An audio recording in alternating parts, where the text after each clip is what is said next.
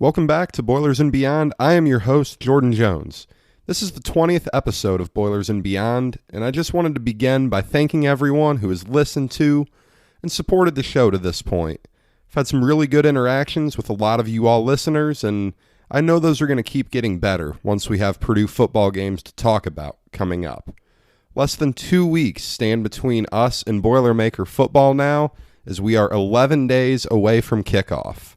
Last week, we went really in-depth on the defense and special teams on the show. This week, we'll be doing the same thing, but we will be taking a look at Purdue's offense in year 4 under the guidance of Jeff and Brian Brom. To no surprise, Purdue's offense was up and down in 2019. We saw some really good moments from Purdue's offense, such as 3 40-plus point performances against Vanderbilt, Maryland, and Indiana. But there were also some games where Purdue was unable to do anything productive on the offensive side of the ball, looking at TCU, Penn State, and Illinois. Purdue lacked consistency at quarterback due to injuries, and the Boilers struggled to get anything going on the ground for the majority of the season.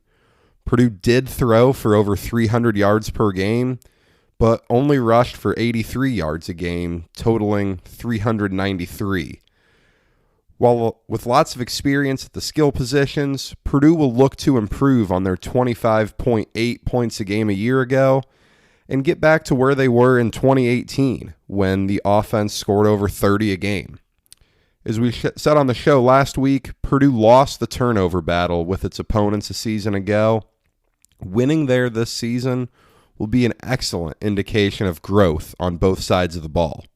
Now, we'll get into our breakdown of each position group here on the offense today, similar to the way we did with the defense last week. And we will start with the most important position on the field, especially in a Jeff Brom offense, and that is the quarterback spot. Gone is Elijah Sindelar, the season-opening starter of the last 3 seasons. Sindelar was granted a 6th year of eligibility from the NCAA following his season-ending collarbone injury in 2019, but Sindelar elected to decline the extra year, instead opting to put his engineering degree to use in the real world. Jack Plummer started 6 games in the middle of the season for Purdue last year, and his season was really a lot of mixed results. We saw some really poor performances against TCU and Penn State, and even in the downpour against Illinois, but he played really well in the win over Maryland on homecoming and the Nebraska game prior to his season-ending ankle injury, which he suffered in the 4th quarter of that game against the Cornhuskers, and it ended his redshirt freshman campaign earlier than expected. That caused Aiden O'Connell, the former walk-on quarterback, to save the day for Purdue as he marched Purdue down the field and set up David Bell's game-winning touchdown run. The O'Connell magic continued a little bit into the following week at Northwestern, where he led Purdue on another game-winning drive, setting up a 39-yard J.D. Dellinger field goal to seal the deal for the Boilers, but unfortunately ended the season with losses to Wisconsin and Indiana. That really ended the season on a sour note, losing the Old Oaken Bucket after 2 straight wins in that series. But O'Connell played very well against Indiana in pretty poor weather conditions, as he threw for over 400 yards and had 3 touchdown passes in the double overtime loss to the rivals from down south. Both Plummer and O'Connell returned this season, but they are joined by a wild card in the quarterback room. UCLA graduate transfer Austin Burton announced his decision to enroll at Purdue in April, adding a 3rd quarterback to the competition for the 2020 season. Now, Burton started 1 game in his time at UCLA, and that was a 48-31 Bruin loss at the Rose Bowl against Oregon State. He appeared in 5 other games, totaling 64 pass attempts on the season, and he ran the ball 23 times. Now, I watched every play of Burton's from his start against Oregon State, and, it's really hard to compare Chip Kelly's spread option, RPO heavy offense to Jeff Brom's vertical passing game. Burton's athleticism is evident in the tape, and he extends plays with his feet better than Purdue's two incumbent quarterbacks. That being said, there is limited tape of him throwing the ball downfield. I think both Plummer and O'Connell threw the ball downfield better last year, and they've also thrown a lot more passes in games than Austin Burton has. Because of Burton's limited in-game experience and his lack of experience in Jeff Brom's fairly complex offensive structure, I'm not expecting to see him early on in the season. I believe Jack Plummer will be Purdue's starting quarterback next weekend against Iowa. I don't know that I would be shocked if we see O'Connell come in for a few series as well. I think Plummer is more mobile than O'Connell, and I do think that Plummer showed enough in his 6 starts a season ago to put him as the tentative QB1 this season. Also in the quarterback room, Purdue has 4-star true freshman Michael Alamo. Alamo is certainly a lock to redshirt this season, in my opinion. He didn't throw the ball a tremendous amount in high school, coming from an option-based offense out on the East Coast, and Purdue did have former 3-star quarterback in the 2019 class, Paul Paferi, but he has begun a transition to the tight end position. I don't know that this is completely surprising. There was very little coverage of Paferi's development in Brom's first press conference of the season. He discussed Alamo quite a bit and did not mention Paferi at all as a quarterback in the competition. I will give credit to Phil Steele here. In his preseason preview magazine, he had Paul Paferi listed at tight end. That magazine was released in July, so credit to Phil Steele for being first on the scoop there. But, to wrap up the quarterback discussion, I think Plummer is your number 1 quarterback to start the year, with O'Connell at 2, Burton at 3, and Michael Alamo as a clear redshirt candidate this year, with 3 quarterbacks with game experience ahead of him. Now, as I mentioned, talking about last season, Purdue's abysmal running game was a central theme around the struggles of the 2019 team, particularly some of their losses early on in the season. Former walk-on running back Xander Horvath got the start in Purdue's season opener at Nevada, as running back Tario Fuller suffered a freak jaw injury in fall camp and was incredibly limited for the entire season. Purdue's running game was completely inept in non-conference play. It played a major role in Purdue's 17-point second-half lead being blown at Nevada in Week 1, and it certainly contributed to the offense's failure to get anything positive going in Week 3 against TCU, when you'll remember Jack Plummer made his first career start against the Horned Frogs in a 34-10 loss. Jeff Brom did hand the bulk of the carries to freshman running back King Doru for the first time against Minnesota, and Purdue eclipsed 100 yards rushing for the first time of the year in that 4th game. Doru scored 2 touchdowns on the ground and 1 through the air against the Gophers. He continued to receive the majority of carries the rest of the way, but, the results were mixed. We did see Horvath in the Old Oak and Bucket game erupt for 164 yards on the ground, but, nothing was consistent, whether it was Doru or Horvath receiving the bulk of the carries. Purdue finished the season failing to reach 1,000 yards rushing for the first time in the Brom era, and they enter 2020 looking for much more consistency on the ground. Now, King Doru is expected to take the plurality of the carries for Purdue this year. he looks to build off a solid freshman season where he flashed some potential. Doru is not the fastest running back, but he is faster than Horvath, and I believe that Doru is a more effective pass catcher out of the backfield. Now, don't get me wrong, Horvath will see some carries this year.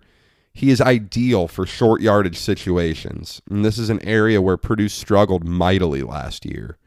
But on 3rd and 1, 3rd and 2 situations, you have Horvath, who's a 6'3", 230-pound, big, bruising running back.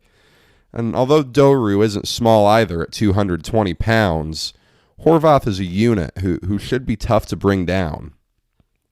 Now, looking elsewhere in the running back room, DeJohn Hewitt returns after redshirting a year ago. He only appeared in 4 games and ran the ball 6 times, caught the ball once. I think he's certainly in the mix for more playing time this year. We didn't see much of him in those 4 games, clearly, with the ball in his hands only 7 times. But, he's clearly a guy who Jeff Brom liked out of high school, and I think we may see him more in the backfield this year. And he's joined by the potential X factor in the backfield, and that is 4-star true freshman running back Tyreek Murphy. Murphy committed to Purdue over an offer list that reached 30 schools, and he's one of the highest-rated running backs to ever come to West Lafayette. Now, the lack of a normal summer and a normal fall regimen definitely doesn't help the prospects for any of the true freshmen as they seek immediate playing time, but Murphy's a very good athlete who I believe has the ability to be a game changer in Purdue's backfield this season. Ultimately, I do expect to see Doru see the bulk of the carries. Horvath will see some time, and I would not be surprised at all to see either Hewitt or Murphy emerge as a serious threat to opposing defenses. I know last year's struggles can be particularly attributed to the offensive line, probably more so than the running backs, but the backfield did not make a lot of explosive plays. It is going to be incredibly important for Purdue to make big plays, and I think Doru gives Purdue the best chance of consistent explosion in the running game. Now this takes us to the wide receiver room, and this is where our preview of Purdue's offense gets really, really fun. Purdue has never had a wide receiver duo quite like Rondale Moore and David Bell, and I say that knowing very well that Purdue's 2 leading receivers in school history, John Standiford and Taylor Stubblefield, played together for 3 seasons and had an NFL quarterback in Kyle Orton throwing to them for the better part of 2.5 seasons. But Rondale Moore opting back into the season completely changed the perception of this season for Purdue fans. This went from a year where a lot of young guys would get experience and David Bell would be showcased fully to now some pretty serious hype within the fan base. Moore is the most exciting player to ever wear a Purdue jersey. He showed that immediately in his first game when he broke Otis Armstrong's record for all-purpose yards in a game. That was in the 2018 season opener against Northwestern. And Moore is the best player on this team. He is a top 5 player in the Big Ten Conference, up there with Rashad Bateman and Justin Fields. Moore will line up in the slot, and he will probably lead the team in the reception category, but I expect him to be back as Purdue's kick and punt returner, as I discussed on last week's show. Perhaps no one will benefit from Moore's return as much as sophomore receiver David Bell. Bell enters his sophomore year after being named the Big Ten Freshman of the Year and a freshman All-American a season ago. Despite not getting a ton of action in the first couple weeks, Bell finished the season tied for the Big Ten lead with 86 receptions and eclipsed 1,000 yards receiving even with a seemingly never-ending string of quarterback injuries and changes. Bell will line up on the outside again this year, and he will look to use his combination of size at 6'2" and athleticism to his advantage. With Moore opting back in, opposing defense will have serious decisions to make in coverage, as you can't double team or shadow safeties on both Moore and Bell, especially when you take into account how different of receivers the two are. I do think that Purdue has one of the best 1-2 wide receiver tandems in the country, and I would even go as far to say as it is second best in America, behind only Alabama's Devontae Smith and Jalen Waddle. The vast majority of the attention to Purdue's receiving core in preseason coverage will be given to Moore and Bell, and rightfully so. They're immensely talented players, but there are a lot of good receivers behind those two looking to have a big season as well. After redshirting in 2018, Ahmad Anderson Jr. really put together a nice freshman campaign last year. He hauled in 31 passes for Purdue, and I was really impressed with his abilities. I think Anderson will be competing to be the third option in the passing game, and he will certainly benefit greatly from the two stars around him. We saw former four-star recruit Milton Wright a fair amount last season in his true freshman campaign, and he showed why Brom and company were so high on him. You will want to take note as we prepare for the season opener. Milton Wright did take advantage of the NCAA rule change, allowing players to wear the number 0. He will not be wearing number 17 again, the way he did last year. Wright will be wearing number 0 for the Boilermakers and will be the first player in Purdue history to wear number 0. Wright showed some explosive playability last year, especially when he had a 59-yard touchdown reception against Maryland, and he, showed some big plays in odd ways as well. He had a 37-yard touchdown pass on a trick play against Wisconsin. Had Moore not returned, Wright would have been my big prediction to be a breakout star on the offense this year. I still think Wright will have a strong year, but, the target share will certainly favor Moore and Bell so much that it'll be difficult for anyone to have a true breakout season if those two are healthy. Now, Jackson Anthrop is back for his senior season. He deserves a lot more credit than he gets. Anthrop led Purdue in receptions as a redshirt freshman in 2017, and then was mostly replaced in 2018 when Rondale Moore emerged as one of the nation's elite slot receivers. To Anthrop's credit, he always stayed ready, and he was really solid for Purdue last year when Moore went down in the fourth game of the year. And Anthrop had a really nice year with over 30 receptions for Purdue in those final 8 games. Unfortunately, Anthrop underwent shoulder surgery due to an injury sustained in preseason practices. According to Brom, Anthrop could be back by the middle of the season. I really hope to see him on the field at some point this year. It's obvious to anyone that he has put a ton of time and effort into being a Boilermaker, and I would love to see him get the chance to go out really strong.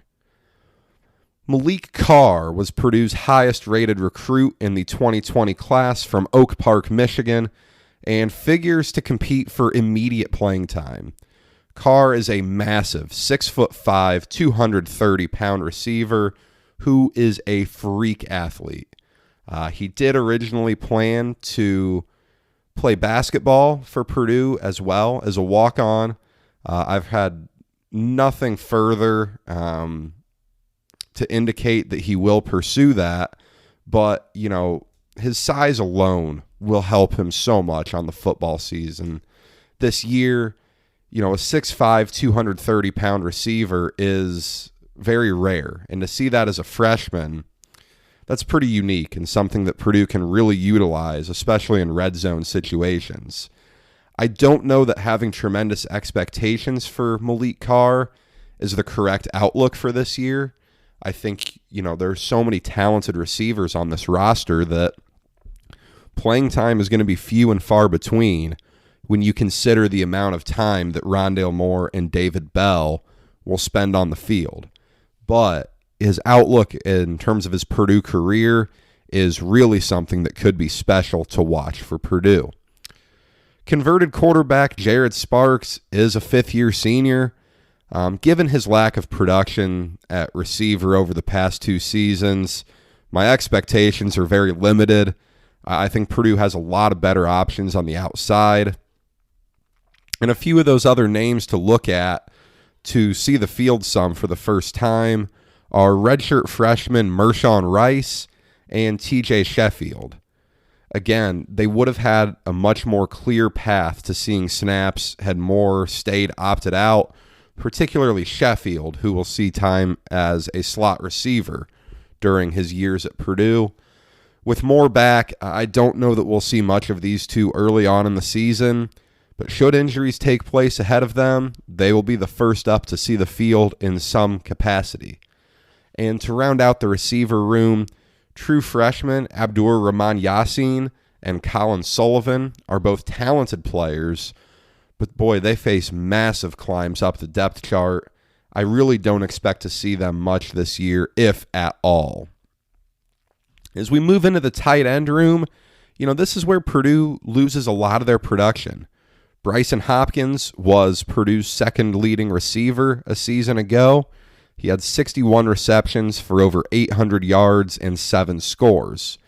Hopkins was drafted in the 4th round of the NFL draft for the LA Rams and has made the 53-man roster.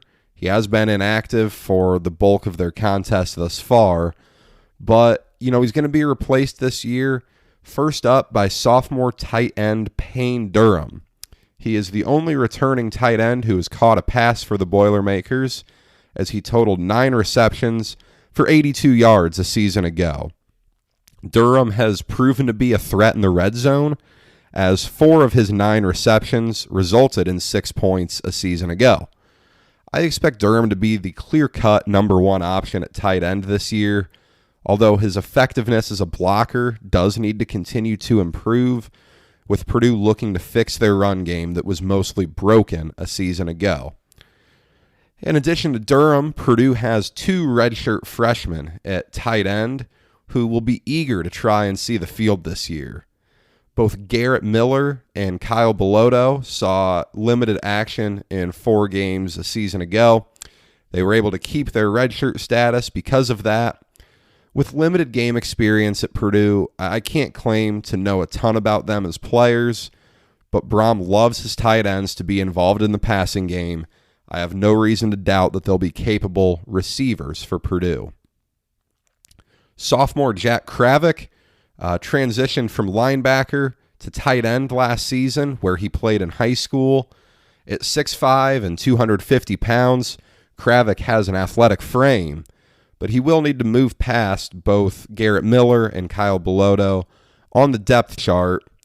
And then finally at tight end, as I mentioned in the quarterback section, Paul Paferi is joining the tight end room. The former quarterback has a 6'5", 230-pound frame and growing. He had a great interview in a press conference about how he's attempting to put on weight. He's a good athlete. He's a very, very good athlete. This is a transition that's going to take the whole year probably. I don't expect Paferi to come on the field much this season, especially because Purdue doesn't use multiple tight ends a whole lot outside of goal line and 1 yard to go situations. In 2017 and 2018, we saw a good mix of both Cole Herdman and Bryson Hopkins, but we didn't see them together often.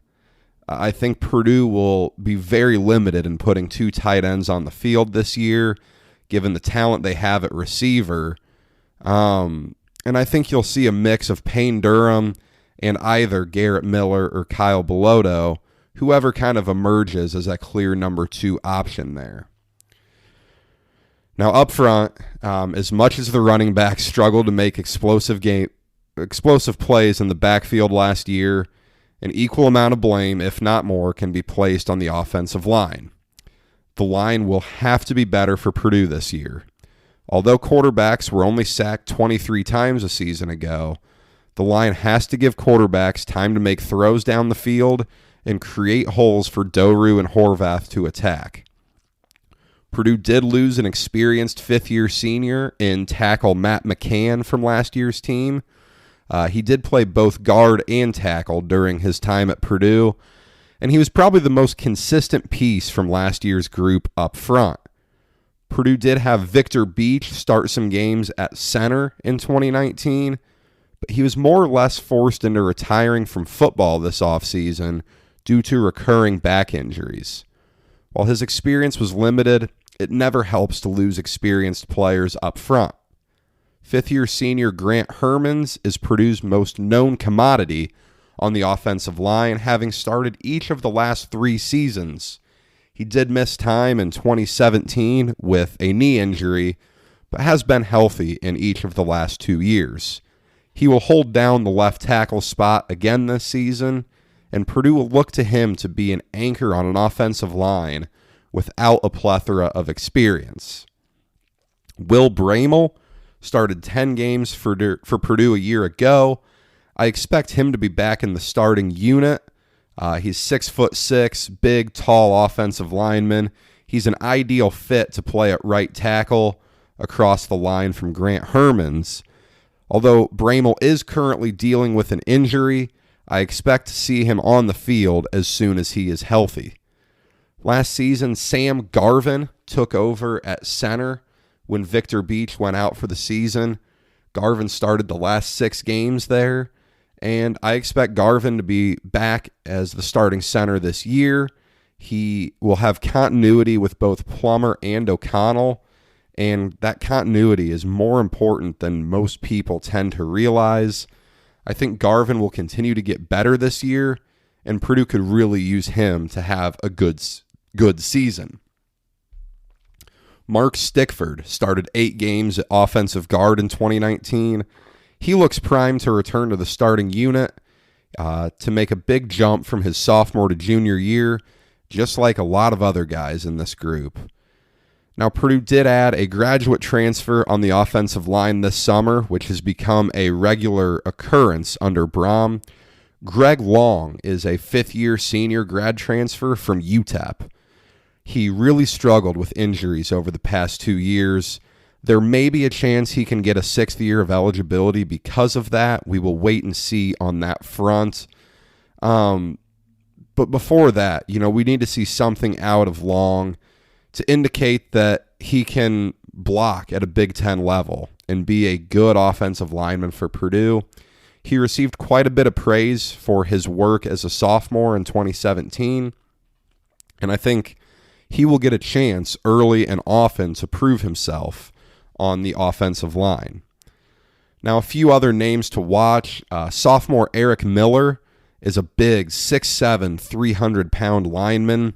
I think we'll see him in some capacity, especially at tackle. If Purdue is not able to have Will Bramel starting at right tackle to start the year, I think Eric Miller makes a lot of sense to be a plug-and-play guy there.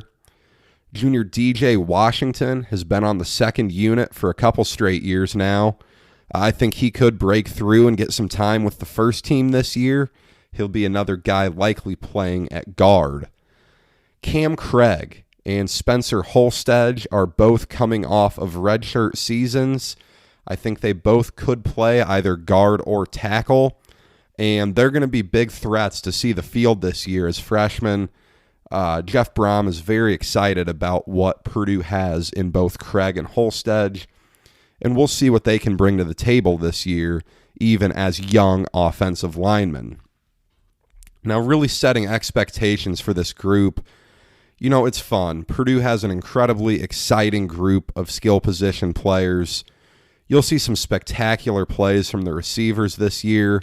The future in that group is incredibly bright, but enjoy watching this group play this year.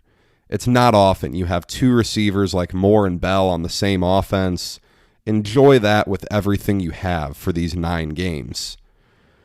although the injuries were Sindelar and Plummer were inevitable last year, Purdue really needs consistency at that position. Purdue had the best offense in the Brom era in 2018, and I don't think it's any coincidence to say that happened because David Blau was the quarterback for the final 11 games that season. Purdue's offense showed some serious inconsistencies in 2017 and 2019 when there was no stability at quarterback. You'll remember in 2017, Brom struggled to commit to either Blau or Sindelar, and in 2019, injuries forced a lot of changes to occur within the offense. The line has to be better at getting running backs room to work with. 2.9 yards per carry a season ago is nowhere near enough. That number needs to be up at or near 4. And, that number would be significant. And that could completely change the way defenses have to approach Purdue's offense this year. I previewed the special teams on last week's show. But Purdue has a very strong kicker in J.D. Dellinger. He will be an asset for the offense this year. Obviously, you want every drive to end in 6, but getting into field goal range this year will be incredibly important due to Dellinger's accuracy. Now, a quick programming note before we get into the Q&A session for you all. Since I've started the show, nearly every episode has been released on a Tuesday. That will start to change next week as we get into game week content. Our new schedule will be on Mondays and Thursdays. Next week on Monday, I will release an episode with my predictions for Purdue's season and really the Big Ten Conference as a whole. And on Thursday, I will have our first game preview here on Boilers and Beyond as we break down the Iowa Hawkeyes and preview the matchup, which is set for next Saturday as a 3:30 kick on the Big Ten Network. I am so excited to begin the season and start talking about real games, so I hope you all join me next week for both shows. We'll get into our Q&A session now. Be sure to follow the show on Twitter at BoilersBeyond so you can participate every week. I will be very active on the Twitter account during games with my thoughts on the action, so give the account a follow so you don't miss those thoughts as well. To kick us off today, Jason wants to know who is going to emerge as the bell cow in the running game. I think it would be ideal for Purdue if King Doerue emerges to the level that DJ Knox did for Purdue in 2018.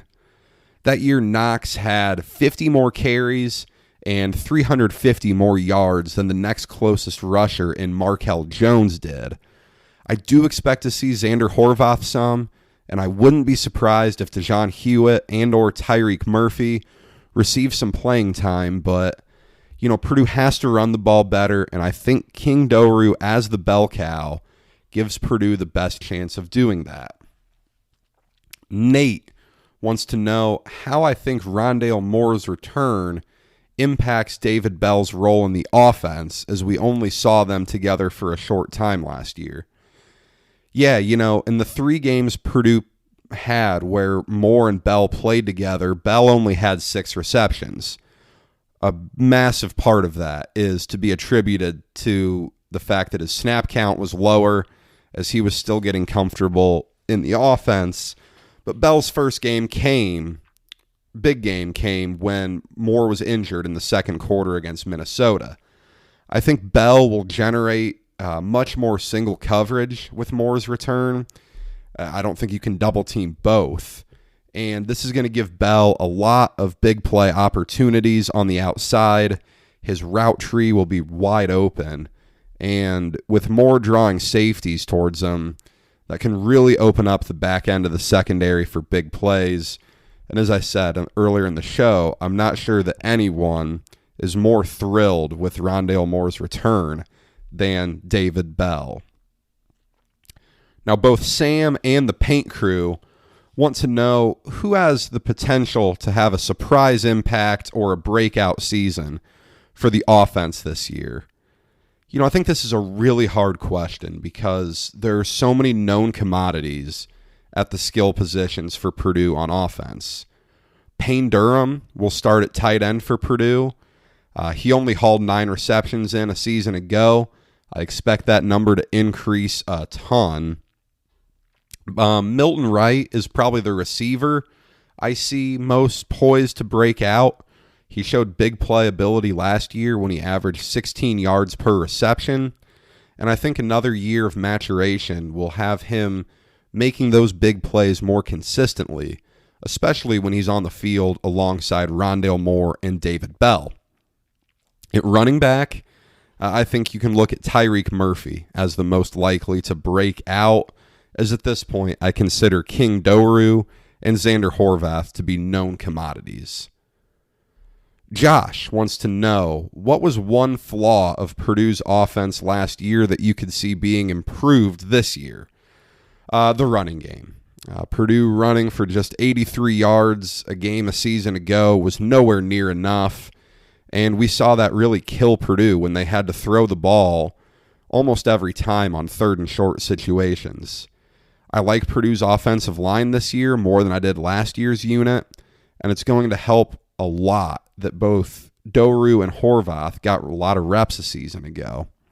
If Purdue can consistently convert on 3rd and 1, 3rd and 2 on the ground, the offense will benefit greatly.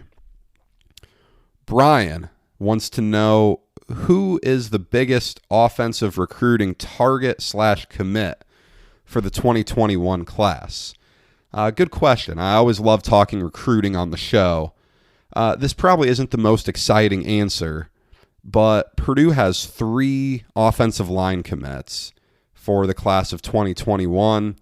And, we've seen Purdue struggle to have consistent offensive line play in the first 3 years of the Brom era.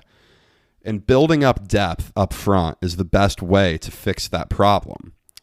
All 3 of these commits are in-state recruits as well, which I think is really important as the Indiana Hoosiers continue to develop as a program under Tom Allen. Purdue has Jalen Allstott Vandevanter and Zach Richards. Those 2 are high school teammates at Mooresville High School, and Mohamed Musa is at Pike High School. Now, dual threat quarterback Sam Jackson from Naperville, Illinois, will certainly be the recruit that generates the most hype, but I'm very happy to see Purdue building depth in the trenches, and that is what I think is most important coming out of the 2021 class. Dan asked a really interesting question. He asked, who is the starting quarterback in Game 1, and is it the same name in Game 6? Dan, I love this question. I went back and I looked at the last 3 seasons to better answer this one. In 2017, Elijah Sindelar started the opener against Louisville and Game 6 against Wisconsin, although David Blau did make starts in between those 2 dates. In 2018, Sindelar started the opener, but Blau started from week 3 on, starting the last 11 games. Last year, Sindelar was lost for the season in Game 4 and missed Game 3 with a concussion prior to that. I am projecting Jack Plummer to start the season opener against Iowa next weekend, and I want to think he'll be the starter for all 9 games if he's healthy.